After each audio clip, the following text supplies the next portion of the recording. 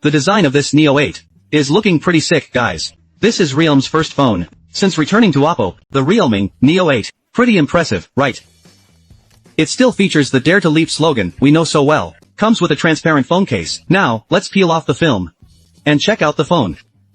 It looks stunning. I want to give you a feel for the design first. Gotta say, I really like it. It's very chic and feels fresh. Take a look at the entire back panel. It features a transparent design. It has that smooth glossy glass feel to the touch. And inside, let's look at the bottom half first. This area should be the battery. It uses some vertical textures. Then, right here, you can see it is marked with NFC, with a coil right next to it. See that? It also has a unique texture, and this side has a dotted pattern. There is some small English text printed here. We looked it up, and it means, dreams come true. The lens module is also very distinctive. It has got this clean white look. It's printed with 120 times here, representing its maximum zoom range. What's interesting is when you look at it from the side. See, it is transparent.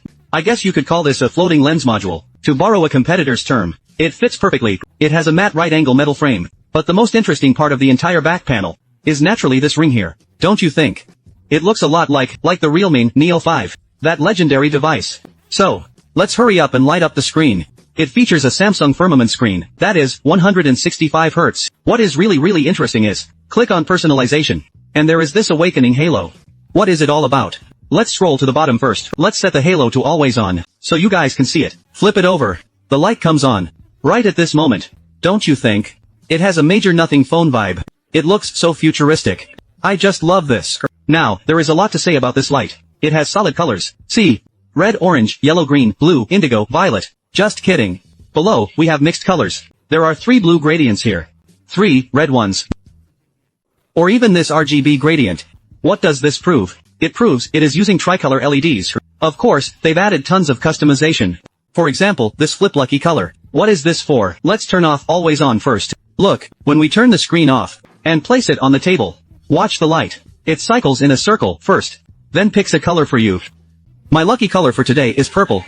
I think this is a feature with great emotional value. The smart QR code alert is also very cool. Basically, when you flip it over to face the scanner, it can be scanned. It scans your QR code, so you can pay, right? But the lights on the back will flash to remind you, hey buddy, your QR code is open. Don't let anyone else scan it.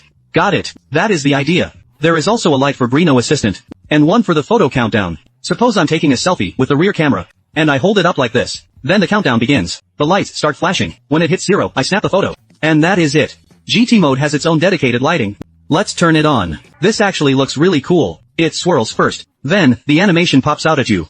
And of course, when you play music, the lights pulse along naturally. You can customize the brightness and the active time period. You can choose all day or set a schedule. Of course, if you really don't like it, you can always turn it off. But if I were using this phone myself, there is no way I'd turn it off. Seeing this, you guys now understand why they included a transparent case at the start. To be honest, this phone's peripheral specs are actually top tier. As for more details, I'll see you all after the launch event. Bye bye.